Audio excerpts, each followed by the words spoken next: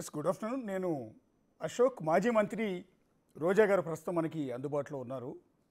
ఒక 2 రోజుల క్రితం ఆవిడ నగరి ఎమ్మెల్యే చేసిన కామెంట్స్పై తీవ్రమైన అభ్యంతరాలు వ్యక్తం చేశారు. సో తన క్యారెక్టర్ను ఉద్దేశించి తన పైన కించపరిచే విధంగా ఎమ్మెల్యే మాట్లాడారు అనేది రోజా గారు చేసిన తీవ్రమైన అభ్యంతరం. వైఎస్ఆర్ కాంగ్రెస్ పార్టీ కూడా గత 2 రోజుల నుంచి గాలిబాను చేసిన కామెంట్స్ని ప్రజల్లోకి తీసుకెళ్లే ప్రయత్నం చేస్తోంది. ఒక మహిళా నేతని మాజీ మంత్రిని పట్టుకుని ఇష్టం వచ్చినట్టు కామెంట్ చేయటం ఎంతవరకు కరెక్ట్ అనేది ఇప్పుడు వైఎస్ఆర్ కాంగ్రెస్ పార్టీ తరఫున అనేక మంది రోజా గారికి మద్దతుగా నిలుస్తూ ఉన్నారు. సో ప్రస్తుతం లైవ్లో ఉన్నారు రోజా గారు. రోజా గారు నమస్తే అండి. నమస్తే అండి. ఎస్, 2 సార్లు ఎమ్మెల్యేగా, ఒకసారి మంత్రిగా, ఎన్నో సినిమాల్లో యాక్ట్ చేసిన హీరోయిన్గా, ఒక విధంగా చెప్పాలంటే రోజా గారికి చాలా పెద్ద ట్రాక్ రికార్డు. ఒక సాధారణ కుటుంబం నుంచి చిత్తూరు జిల్లా నుంచి వచ్చి సినిమా హీరోయిన్గా ఎదిగి ఆ తర్వాత రాజకీయాల్లోకి వచ్చి మంత్రి కావటం. సో ఇది ఒక విధంగా చెప్పాలంటే మీ ట్రాక్ రికార్డు కిందే భావించాల్సి ఉంటుంది. సో 2 రోజుల క్రితం మీ నగరి నియోజకవర్గ ఎమ్మెల్యే చేసిన కామెంట్స్ పైన మీరు తీవ్రమైన అభ్యంతరాలు వ్యక్తం చేశారు. అదంతా కూడా చూసాం. సో ఓవరాల్గా ఇప్పుడు జరిగిన ఈ 2-3 రోజుల నుంచి జరుగుతున్న పరిణామాల పట్ల ఏం చెప్తారు మేడం?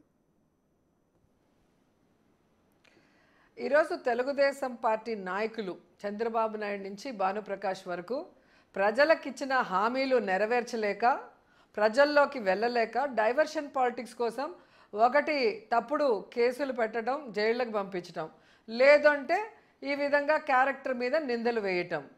సో డైవర్షన్ పాలిటిక్స్లో భాగంగా ఈరోజు భానుప్రకాష్ ఎంత సిగ్గు లేకుండా, ఒక మహిళని చూడకుండా, ఒక డైరెక్టర్ వైఫ్ అని చూడకుండా, ఒక హీరోయిన్ అని చూడకుండా, ఒక ఎక్స్ మినిస్టర్ అని చూడకుండా ఎంత చీప్గా మాట్లాడాడు అంటే అతని క్యారెక్టర్ ఏంటో ఒకసారి అందరూ అర్థం చేసుకోవాలి.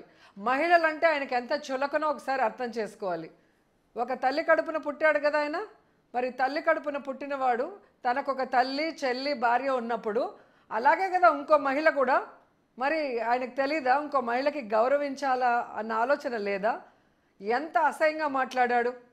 అంతకుముందు చాలాసార్లు వాళ్ళ పార్టీ మీటింగ్స్లో మాట్లాడేవాడని చెప్పేవారు, కానీ మాకు సాక్ష్యాధారాలు లేక వెయిట్ చేస్తున్నాం. మొన్న నగిరి నడిబొడ్డులో వాళ్ళ నాన్న స్టాచ్యూని ఇనాగరేట్ చేస్తూ టవర్ క్లాక్ పైకి ఎక్కి అతను మాట్లాడిన మాటలు మీరు విన్నారు. మీ నాన్న విగ్రహం నువ్వు తెరిచేటప్పుడు మీ నాన్న గొప్పోడా కాదా చెప్పుకో, మీ నాన్న ఈ నగిరి నియోజకవర్గానికి ఏం చేశాడో చెప్పుకో. అవి ఏమీ లేవు కాబట్టి ఈరోజు నా మీద పడి ఏడవటం తప్ప మరొకటి కాదు. అసలు నా టాపిక్ అక్కడ రావాల్సిన అవసరం ఏంటి? మార్కెట్లో విన్నాను అంటారు. ఏ మార్కెట్లో విన్నావు? ఆ మార్కెట్లో నువ్వు ఉన్నావా? ఎవరున్నారు ఆ మార్కెట్లో? నువ్వు మాట్లాడిన మాటలు ఏ బేసిస్తో నువ్వు మాట్లాడతావు? ఒక ఎమ్మెల్యే అయిన తర్వాత ఒక డిగ్నిటీ ఉండాలి. ఒక మాట మాట్లాడేటప్పుడు దానికి ప్రూఫ్ ఉండాలి. ఏమీ లేకుండా గాలి మాటలు మాట్లాడేదానికి మనమేం చిల్లర వాళ్ళు కాదు కదా. మరి ఎమ్మెల్యే అయ్యాక కూడా ఇంకా గాలి మాటలు మాట్లాడుకుంటూ చిల్లర చేష్టలు చేస్తుంటే చూస్తూ ఊరుకుంటారా? ఒక్కసారి గాలిబాను గారు ఏం మాట్లాడారు అనేది ఒక్కసారి విందాం మేడం. విన్న తర్వాత కంటిన్యూ చేద్దాం. ఒకసారి ప్లే చేయండి. 2000 రూపాయలకి ఏ పన్నా చేసేది. మార్కెట్లో ఉందా మాట? నాకేమో చెప్తారు. ఆమె 2000 రూపాయలకి ఏ పన్నా చేసేది. మార్కెట్లో ఉందా మాట? నాకేమో చెప్తారు. ఆమె 2000 రూపాయలకి ఏ పన్నా చేసేది. మార్కెట్లో ఉందా మాట? నాకేమో చెప్తారు. ఆమె 2000 రూపాయలకి ఏ పన్నా చేసేది. మార్కెట్లో ఉందా మాట? నాకేమో చెప్తారు. ఏదనంటే నేను నెంబర్ 1 హీరోయిన్ అంట. ఆమె 1, 2లు పెట్టేసుకుంటా ఉంటది. మాకు నాకు తెలిసినంత వరకు ఆమె వ్యాంప్కి ఎక్కువ, హీరోయిన్ తక్కువ. దేనికి ఎక్కువ? వ్యాంప్ క్యారెక్టర్కి ఎక్కువ. అలాంటి ఆమె ఇవాళ 1000 కోట్లకు తాల్చిందంటే అర్థం చేసుకోండి. బెంగళూరులో 1000 కోట్ల ఆస్తి సంపాదించింది ఆమె. 1000 కోట్లు, ఒకే ఒక అపార్ట్మెంట్, 10 ఎకరాలు, 1000 కోట్లు. ఎక్కడి నుంచి వచ్చింది? మీ అందరి రక్తం దాంట్లో ఉంది. మీ అందరి రక్తం తోడింది ఆమె. మీ అందరి రక్తం తోడింది. 1000 కోట్లు. ఆమెకు ఒకప్పుడు రెంట్ కట్టడానికి డబ్బులు లేవు, ఉండేదానికి డబ్బులు లేవు. వాళ్ళ దగ్గర 1000 రూపాయలు, వాళ్ళ దగ్గర 3000 రూపాయలు తీసుకున్నామా ఇవాళ 1000 కోట్ల మాటలు మాట్లాడుతుందంటే ఏడకపోయింది? ఎవరి డబ్బు, ఏడు నుంచి వచ్చినాయి? ఇవన్నీ కూడా లెక్క తేవాల్సి ఉంది. యా ఒక్కసారి ఈ మాటల్ని బిగ్ టీవీ ఉద్దేశపూర్వకంగా అతను మాట్లాడిన ప్లేస్ ఒకసారి మీరు గమనించండి. అవునండి, అతను మాట్లాడిన మాటలు ప్లేస్ చూడండి.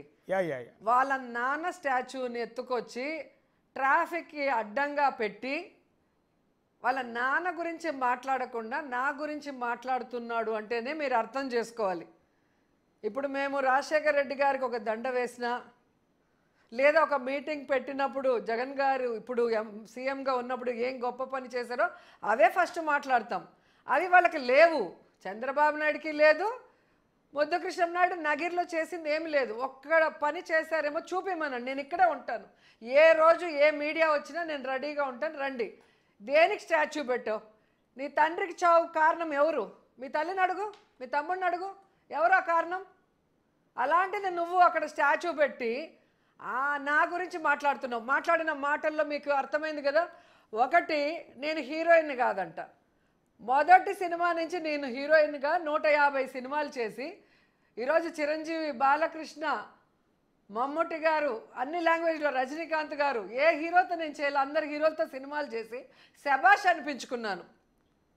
పాలిటిక్స్లో 2 సార్లు తెలుగుదేశం నన్ను ఓడించిన పట్టుదలగా పోరాడి జగనన్న ఆశీస్సులతో 2 సార్లు గెలిచి ఏపీఐసి చైర్పర్సన్ అయ్యాను, మంత్రిని అయ్యాను. మళ్ళీ నేను అటు టీవీ రంగంలో కూడా జబర్దస్త్ చేసిన, బతుకు జట్కా బండి చేసిన, రచ్చబండ చేసిన, ఈరోజు డ్రామా జూనియర్స్ చేసిన, నేను అడుగుపెట్టిన ప్రతి షో సూపర్ హిట్. ఎందుకు? ప్రజలు నన్ను ఆదరిస్తున్నారు, నా వెనక ఉన్నారు కాబట్టే నేను సక్సెస్ఫుల్గా ముందుకు వెళ్తున్నాను. నేను మంచి అమ్మాయిని కానప్పుడు, నా క్యారెక్టర్ మంచిది కానప్పుడు ఎందుకు నాకు ప్రజలు సపోర్ట్ చేస్తారు యాజ్ ఏ లేడీగా? మీరు చెప్పండి. రెండోది, 2000 కోట్లు ఉన్నాయి, 2000 రూపాయలకి ఏదైనా చేస్తుంది అంటాడు. 2000 రూపాయలు టిప్ ఇస్తాం ఎవరైనా మాకు వస్తే మా ఇంటికి ఇదేమంటారు, ఒక సావుకి వెళ్ళినా లేకపోతే ఎక్కడికన్నా వెళ్తే ఆ మేళాలు వాయించే వాళ్ళకి టిప్ ఇస్తాం 2000 నుంచి 5000 వరకు. నేను 1991 నుంచి హీరోయిన్గా చేస్తున్నాను. మీరు ఆ రోజు నుంచి నా అకౌంట్లు ఇస్తాను, అన్ని అకౌంట్ ఆన్ రికార్డే కదా. నాకు ఎన్ని లక్షల రూపాయలు షూటింగ్ వల్ల వచ్చాయి, నా ఇల్లు నేను ఎలా కట్టాను, నాకున్న ప్రాపర్టీస్ ఏందో మీరు చూసుకోండి. లేని వాటిని 1000 కోట్లు అని అబద్ధాన్ని 100 సార్లు చెప్తే నిజం అవ్వదు. ఈరోజు మీ ద్వారా నేను బానుకి ఛాలెంజ్ చేస్తున్నా. నీకు దమ్ముంటే, నువ్వు ముద్దుకృష్ణ నాయుడికే పుట్టుంటే 1000 కోట్లు నేను దోచుకున్నట్టు ప్రూఫ్ చూపించు, నేను రాజకీయాల్లో నుంచి వెళ్ళిపోతా.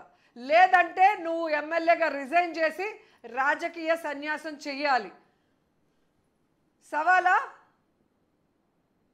1000 రూపాయలు 2000 అడుక్కున్నానంట. ఎవరి దగ్గర అడుక్కున్నా? నా ఇల్లు నగిరిలో ఉంది, నా ఓటు నగిరిలో ఉంది. ప్రతి ఎలక్షన్లో నేను ఇప్పటి వరకు నా ఓటు ఇక్కడ నగిరిలో వేస్తున్నాను.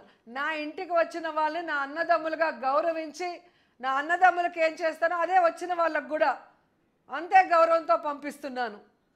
అలాంటిది నువ్వు ఆఫీసు లేదు, ఇల్లు లేదు, ఎవరో ఒక లీడర్ మీద పడి వాడి డబ్బుతో కాఫీ తాగుతావు, వాడి డబ్బుతో అన్నం తింటావు. వాడు డబ్బిస్తే కానీ గుళ్ళో హారతి పళ్ళెంలో కూడా డబ్బులు వేయవు. నువ్వు కూడా నా గురించి మాట్లాడితే ఎట్లా? ఈరోజు అడుగుతున్నా, నువ్వు ఏం మూటలు మోసావని. ఈరోజు నీకు అన్ని ఆస్తులు ఉన్నాయి చెప్పు. నాకు ఆస్తులు ఎలా వచ్చినాయో నా ఐటీ రిటర్న్స్ చూడు, నా బ్యాంక్ స్టేట్మెంట్స్ చూడు. ఏ ప్రొడ్యూసర్ ఏ సినిమా చేస్తే ఎంత అమౌంట్ వేశాడు, ఏ టీవీ షో చేస్తే ఎంత అమౌంట్ వేశారు, ఏ షాప్ ఓపెనింగ్ చేస్తే ఎంత వేశారు, ఏ యాడ్ చేస్తే ఎంత వేశారో క్లియర్గా ఉంటుంది. నువ్వు ఏం చేసావు, ఏం మూటలు మోసావు, ఏం కూలి పని చేసావు, లేకపోతే ఏం చెమటోడి పని చేసావో నువ్వు మీ ఆవిడ లెక్కలు చూపించండి. మీ ఐటీ రిటర్న్లు చూపించండి, మీ ఇది చూపించండి. అప్పుడు తెలుస్తుంది ఎవరు కష్టజీవి, ఎవరు కష్టపడి పనిచేశారు, ఎవరు అడుక్కున్నారు 1000-2000 అనేది మీకే అర్థం.